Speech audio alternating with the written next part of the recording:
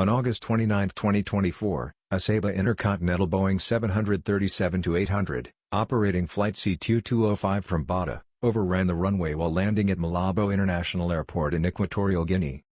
The incident occurred during poor weather conditions, including low visibility and a wet runway.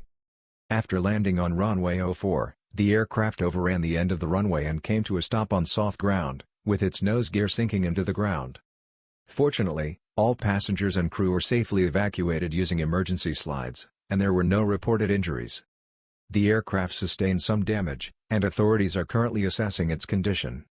Equatorial Guinea's ministry reported this occurrence was caused by meteorological issues. Although the aircraft managed to land in poor visibility and with rainwater on the runway, the aircraft slid off the runway into an unsuitable area.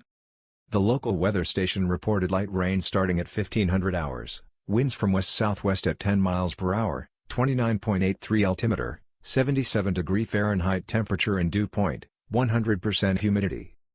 Malabo International Airport has experienced several incidents over the years, reflecting both the challenges of operating in its environment and the broader safety issues in aviation within the region.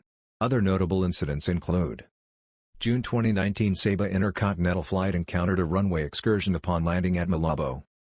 The aircraft veered off the runway due to adverse weather conditions, specifically heavy rainfall. Fortunately, there were no injuries, but the incident raised concerns about the airport's infrastructure and weather-related risks. The airport has dealt with other operational challenges over the years, often related to its geographical location on Bioko Island and its tropical monsoon climate.